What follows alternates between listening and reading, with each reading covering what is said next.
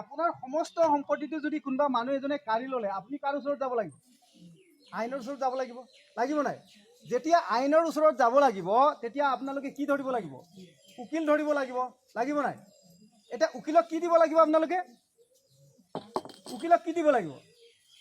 আপোনালোকে উকিলক ফিজ দিব লাগিব।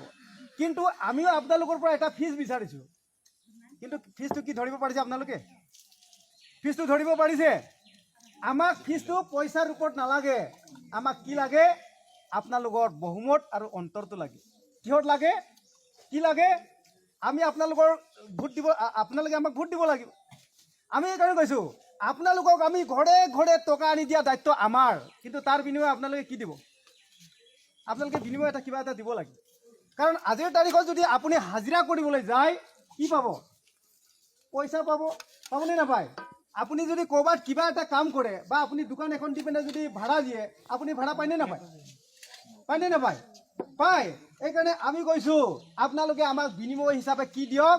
ভোট দিয়ক। ভোট হৈছে বহুমূলীয়া, কথাটো আপোনালোকে গম পালে। আপোনালোকৰ নামত 5 বছৰত 9 লাখ টকা আছে। এতিয়া চেক ভাঙাৰ কথাটো ছাৰে আপোনালোকক ক'লে। এতিয়া আমাৰ বৰ্তমান দেশৰ ৰাজনীতিবিদসকলে কি কৈছে? বৰ্তমান দেশৰ পৰিস্থিতিয়ে কি কৈছে? জাতিৰ নামত মানুহবিলাকক ভোট দিয়াইছে, জাতিৰ নামত ভোট দিয়াইছে, ধৰ্মৰ নামত, ভাষাৰ নামত ভোট দিয়াইছে। টকাৰ নামতো কাকো ভোট দিয়া নাই। যেতিয়া টকাৰ নামত ভোট দিয়াব জাতি অট'মেটিক আহিব, আহিব নে নাহে? যেতিয়া ইলেকশ্যন নাথাকে মানুহবিলাকৰ মিলা প্ৰীতি চবৰে থাকে, থাকেনে নাথাকে? বড়ো হাৰচা ইমান ধুনীয়াকৈ থাকে, থাকেনে বাইদেউ? যেতিয়া ইলেকশ্যন আহিব বড়ো অবড়ো, বড়ো হাৰচা কথাটো ক'ৰ পৰা আহিল?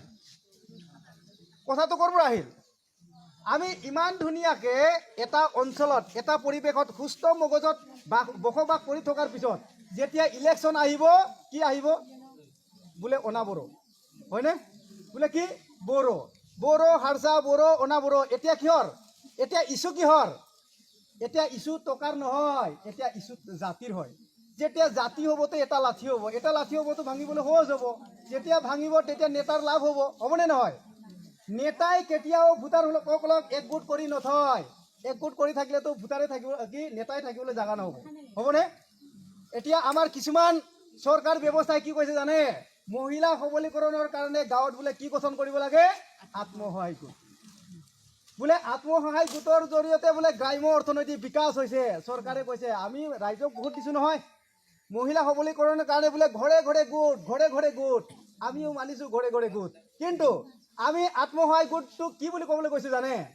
আজি তাৰিখত আত্মসহায়ক গোট হৈ থকা নাই। আপোনালোকে বেয়া নাপাব বাইদেউ, আপোনালোকে চব গোটৰ সদস্য হয়তো। আমি যদি চিধাকে কওঁ আত্মসহায়ক গোট নহয়, আত্মহত্যা গোট হৈ আছে। কিয় হৈছে এনেকুৱা?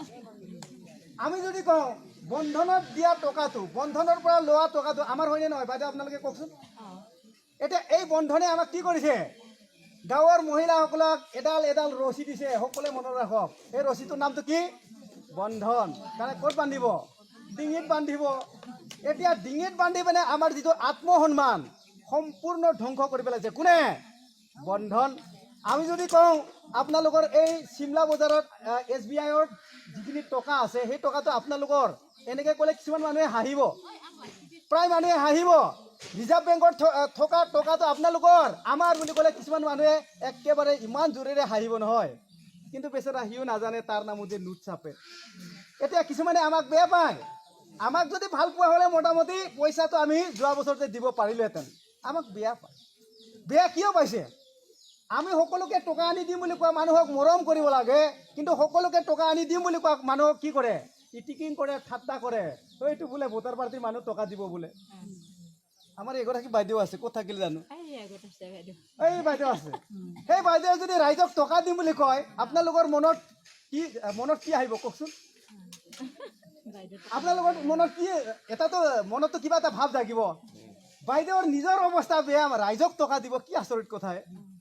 আমাৰ কথাটো ভাবি ভাবি মানুহবিলাকৰ অৱস্থা বেয়াই হৈ যায়। কিন্তু সম্ভৱ অসম্ভৱ কথা একো নাই, কিন্তু এটা কথা, সম্ভৱ কামবিলাক কোনে কোনে কৰিব পাৰে? যিবিলাক মানুহে অসম্ভৱ কামটো সম্ভৱ কৰিব পাৰে তেখেতসকলে পুৰুষ হয়, মহাপুৰুষ হয়। সম্ভৱ কামটো সম্ভৱ কৰাটো কোন? মহিলাসকলেও পাৰে, পাৰে নে নোৱাৰে?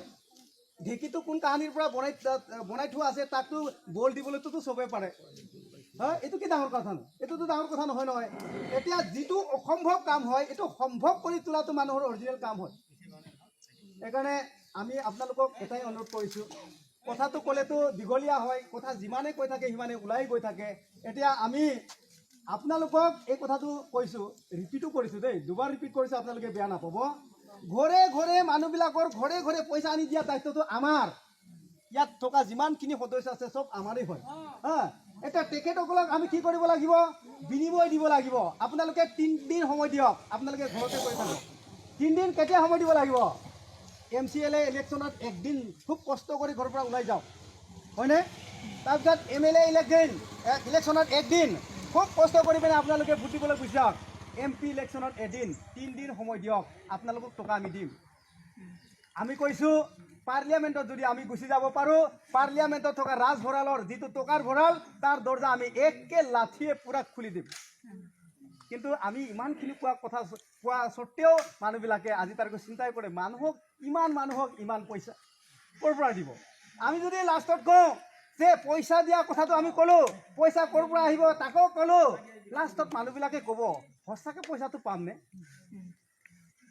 ক'ৰ পৰা দিব ইমান মানুহক তাৰপিছত আৰু আজি এইখনত মিটিং হৈ আছে আপোনালোকে মিটিং হোৱাৰ পিছত যেতিয়া ঘৰে ঘৰে যাব মানুহবিলাকে ক'ব কোনটো পাৰ্টি আহিছিলে বাইদেউ কৈছে VPI কিছুমানে VPI বুলি গম পায় মানুহবিলাকে আমাক কিন্তু VPI যে পইচা দিব সেইটোও গম পায় লাষ্টত পইচা দিয়াটো গম পালে কি হ'ব জানে হ'ব দে বোলে মানুহক বোলে পইচা দিব তেখেতসকলৰ নিজৰে অৱস্থা বেয়া বোলে ৰাইজক পইচা দিব কিন্তু আমি আমাৰ ঘৰৰ পৰা দিম বুলি কোৱা নাই মই আমাৰ ইয়াত থকা যিমানখিনি মানুহ আছে তেখেতসকলে ঘৰৰ ভেটি বেচি পিনে পইচা দিম বুলি কোৱা নাই কাৰণ পইচা বনোৱা মেচিনৰ নামটো গম পালে আপোনালোকে পইচা বনোৱা মেচিনৰ নামটো গম পালে নাই বাইদেউ শুনক পইচা বনোৱা মেচিনৰ নামটো জনমূৰি আই যাক ইংলিছত GDP বুলি কয় আমি কি বুলি কওঁ প্ৰেছ বুলি কওঁনে নকওঁ যাক আমি প্ৰিণ্টাৰ্ছ বুলি কওঁ ন কি ছপাশালা বুলি কয়নে নকয় এতিয়া পইচা বনোৱা ছপাশালাৰ নামটো হ'ল GDP জনমূৰি আই অসমত জন মানে কি মানুহ মুৰি মানে কি মাথা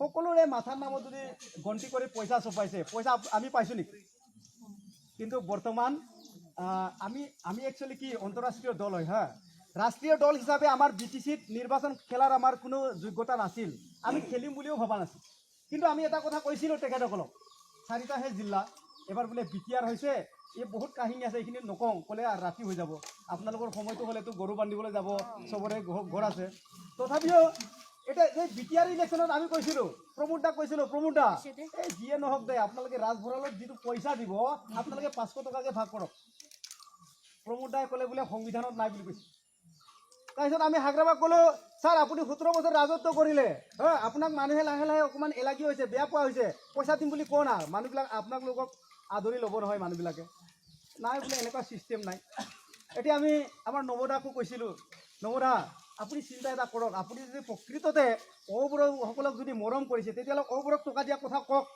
আপুনি যদি অবোৰক টকা দিয়া কথা কয় তেতিয়াহ'লে আমি বড়ো হ'লেও আপোনাৰ ছবিটো আপোনাৰ পিকচাৰটো আমি ঘৰত থৈ পিনে ৰাতিপুৱা গধূলি সেৱা কৰিম বুলি কৈছিলোঁ নাই পইচা দিয়া কথাটো কোনো সহজত মানি ল'ব নোৱাৰে কিন্তু পইচা তেখেতসকলে দিলে পাৰে কাৰণ কি হয় জানে এই কোকৰাঝাৰত যে ঘূৰণি এখন ঘৰ আছে কি হয় এইটো ছেক্ৰেটাৰী হাউচ 40 জন কি যাব ইয়াৰ পৰা বড়োই হওক অনাবড়োই হওক 40 জন যাবতো যাবনে নাযায় যেতিয়া যাব তেখেতসকলে তাত আইন বনাব পাৰে নে নোৱাৰে এই সূতা কম্বল কিনা পইচাটো বাদ দেহে বোলে ঘৰে ঘৰে 500 টকা দে কিয় ক'ব নোৱাৰে লাগিলে সি অনাবড়োই হওক লাগিলে বড়োই হওক একেলগে বহিবতো তাতে হয়নে নহয় আইনটোতো বনালে হয় আইন কাৰ কাৰণে আইন মানুহৰ কাৰণে কোনে বনাইছে মানুহে মানুহৰ কাৰণে বনাইছে মানুহে বনালেতো হ'ল না এতিয়া তেখেতসকলে বেতন লয় বোলে আমাক বেতন দিম বুলি ক'লে ইহঁতৰ বেয়া লাগে ইমান দুৰ্ভাগ্য কথা তেখেতসকলেও মানে বেতন ল'ব নালাগে তেখেতসকলেও চাউল লওক আই ঘৰ লওক মানিবনে তেখেতসকলে যদি তেখেতসকলেও আই ঘৰ লয় চাউল লয় তেতিয়াহ'লে আমিও ল'ম দিয়ক আপোনালোকে ল'ব নাই কিন্তু আমাক চাউল দিয়ে তেখেতসকলে কি লয় বেতন লয় আৰে আমাক পইচা নালাগে তেখেতসকলক পইচা লাগে এইকাৰণে কৈছোঁ যদি চৰকাৰ গঠন কৰা মানুহজনে আমি যাক গঠন কৰি দিওঁ তেখেতে যদি বেতন পায় গঠন কৰা মানুহবিলাকে পাব লাগে নে নালাগে এতিয়া এইখিনি কথা যদি আপোনালোকৰ প্ৰতিটো ঘৰৰ পৰা যদি এজন সদস্য দিয়ে 2021 পইচা পাবলৈ বেছি সময় নাই কিন্তু আপোনালোকৰ গাঁৱত আমি আহিম বুলিও কৈছোঁ, কিন্তু আপোনালোকে আমাৰ কথাটো কিমান ভাল পাইছে তাৰ হিচাপ জোখমাকটো আমি ক'ত ল'ম এতিয়া? বাইদেউ জোখমাকটো ল'ব লাগিব নাই? হিচাপ নিকাচ কৰিব লাগিব নাই? আমাৰ ছাৰে এটা কথা ক'লে যে বৰ্তমান ইতিমধ্যে দুইটা পাৰ্টি আছে। কি পাৰ্টি? ভোটাৰ পাৰ্টি আৰু নেতা পাৰ্টি। নেতা পাৰ্টীয়ে আপোনালোকক বহুত কথা ক'ব, হয়তো গুলি ল নহ'লে পইচা ল বুলিও ক'ব পাৰে। আপোনালোকে গুলিও ল'ব না কি গুলি ল'ব নালাগে, পইচা লওক। প্ৰথমতে যদি তেখেতসকলে আহে বাইদেউ এইবাৰ আমাক ভোট দিয়ক, আপোনালোকক যদি 10,000 দি থৈ যায়, আপুনি দিয়াটো ল'বনে নলয়? ল'ব লাগিব। যদি নলয় কিজানি গুলি কৰি দিব বা ভয় আছে না নাই? আজি তাৰিখতো BTR